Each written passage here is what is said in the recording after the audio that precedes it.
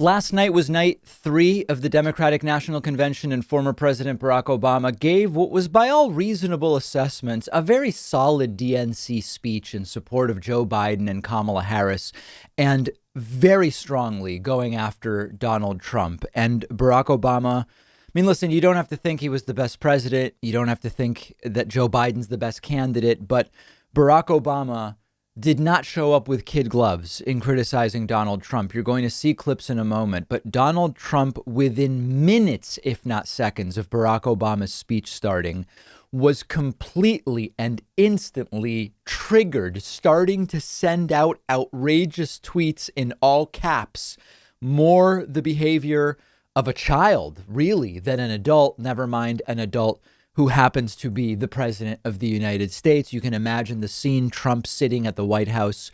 Obama comes up on his screen and starts dismantling Donald Trump, pointing out his failings and his fundamental lack of capacity for the job, piece by piece by piece. Trump grabs his phone, turns on caps lock, as so many Trumpists often do when it's time to tweet, and then tweets, "He spied on my campaign and got caught," referring, I guess, to the supposed biggest political crime in history, which I can't even say it with a straight face, which we still haven't gotten the details of or been able to identify. And then just moments thereafter, as Barack Obama continues speaking in full sentences and putting together coherent thoughts, which is a very unusual thing from a president at this point in time, Trump tweets again with caps lock still engaged. Why did he refuse to endorse Slow Joe until it was all over, and even then was very late? Why did he try to get him not to run? So the second part, why did Obama try to convince Joe not to run? That's BS.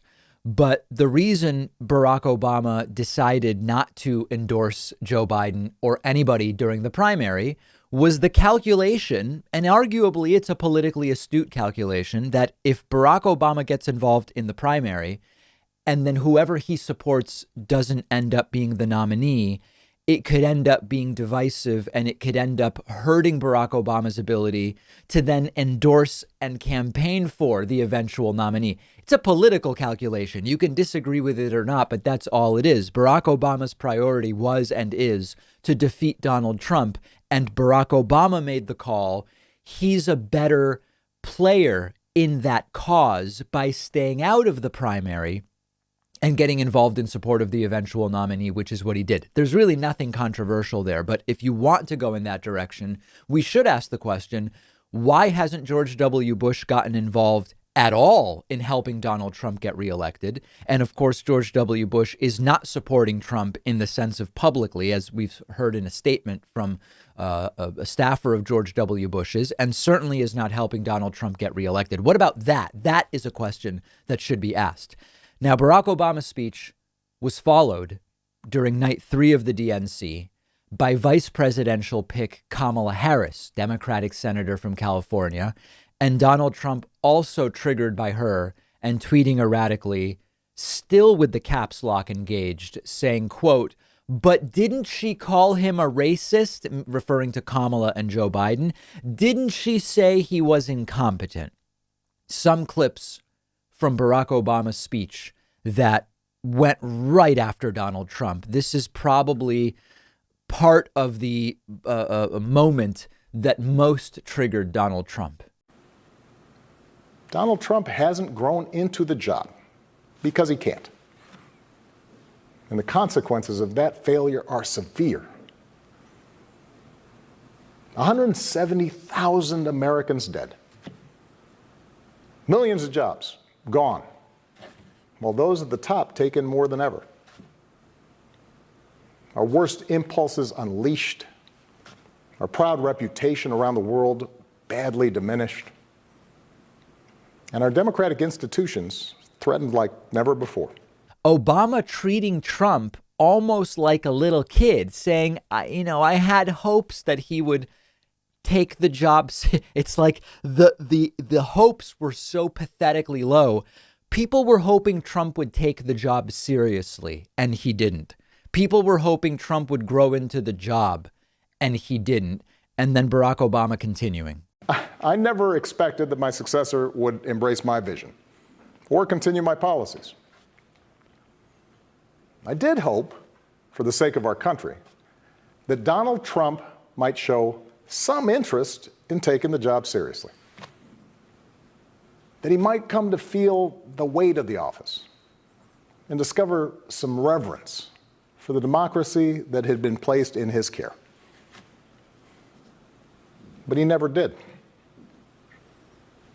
For close to 4 years now, he has shown no interest in putting in the work, no interest in finding common ground, no interest in using the awesome power of his office to help anyone but himself and his friends. Also going after the Trump administration on the basis of their playing very fast and loose with democracy. Work will continue long after this election. But any chance of success depends entirely on the outcome of this election. This administration has shown it will tear our democracy down if that's what it takes for them to win. So we have to get busy building it up by pouring all our efforts into these 76 days. So overall, Barack Obama's speech was fine. It emphasized Donald Trump's failings and the Constitution, the weight of the office of the presidency and the responsibility that comes with it. I think it was a good speech. I actually think Michelle Obama's speech on Monday night resonated more in terms of sort of lighting a fire about the acute nature of this situation, the emergency of a total deficit of morality and decency and empathy in the White House. So in a sense, certainly Barack Obama, a master orator, Michelle Obama, also a great speaker. But I actually thought that overall, maybe Michelle Obama's speech was better suited for communicating the urgency of the situation. Although, listen, I miss hearing complete sentences from a president. We heard complete sentences from Barack Obama. This is how low the bar is. I miss hearing coherent thoughts expressed in those complete sentences. And we heard some from Barack Obama. And, you know, we're really talking about details now. Now, last thing about the Obama speech. Barack Obama mentioned that even when the democratic system appears not to work, our ancestors, our predecessors, maybe better said, still managed to use those arguably flawed systems successfully to effect change. This didn't get a lot of attention from the speech. It is so poignant right now. So I want to play. This is about 90 seconds from Barack Obama's speech. Listen very closely to what he says here. I think this is really crucial. What we do echoes through generations. Whatever our backgrounds, we are all the children of Americans who fought the good fight. Great-grandparents working in fire traps and sweatshops without rights or representation. Farmers losing their dreams to dust. Irish and Italians and Asians and Latinos told, go back where you come from. Jews and Catholics, Muslims and Sikhs made to feel suspect for the way they worshiped. Black Americans chained and whipped and hanged, spit on for trying to sit at lunch counters, beaten for trying to vote. If anyone had a right to believe that this democracy did not work and could not work, it was those Americans, our ancestors. They were on the receiving end of a democracy that had fallen short all their lives. They knew how far the daily reality of America strayed from the myth. And yet, instead of giving up, they joined together. And they said, somehow, some way, we are going to make this work. We are going to bring those words in our founding documents to life. This is so key right now because we are trying to fix a problem with a system that we don't have huge confidence in. Postal service, voter suppression, reducing early voting, all the stuff we've been covering. And we're saying we have a real problem that we've got to fix, but part of the problem needs to be fixed with a system that is part of what needs repair as well. Will a broken system allow us to actually fix it? And Barack Obama very poignantly says, presciently says, if anyone had a right to believe that this democracy didn't work and could not work, it was our ancestors, those Americans who were on the receiving end of a democracy that fell short. And he said, they knew how far the daily reality of America strayed from the myth of America, and they didn't give up. They didn't bail and say, screw it. They joined together and said, let's figure out how to make this work.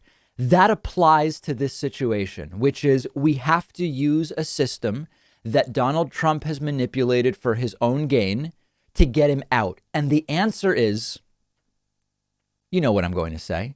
We have to so overwhelm the vote that the ways Trump has fixed, and by fixed, I don't mean repaired, I mean sort of rigged the election, will not be enough to put him in the Oval Office for an additional 4 years. We have to figure out how to do that. We can use this system to remove Trump.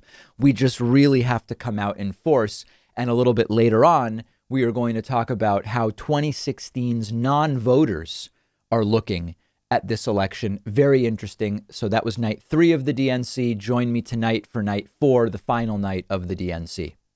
One of our sponsors today is Lucy, and they are giving my audience 20% off. Lucy is a company founded by Caltech scientists with only one mission, which is to help people quit smoking and vaping by offering a clean, affordable nicotine alternative. Now, many of you know, you've heard the stories. I've known several people in my life who have struggled with quitting smoking. I've seen how difficult it can be. And nicotine alternatives can be hugely helpful. Lucy offers a nicotine gum in 3 flavors, wintergreen, cinnamon, and pomegranate. They also have lozenges, which come in cherry ice flavor. Lucy is affordable. It'll ship right to your door. You don't have to go out to the store. Shipping is always free. You can buy single boxes or save with a subscription. It's the year 2020. It's time to throw the cigarettes away and get rid of the vape. And Lucy can make it easier. You'll find a ton of excellent reviews online from countless people who have used Lucy to quit smoking and vaping. Go check them out at lucy.co. I've put the link right underneath this video, and you'll get 20% off when you use the coupon code Pakman. And just a quick disclaimer, I'm required to give. These products contain nicotine. Nicotine is an addictive chemical.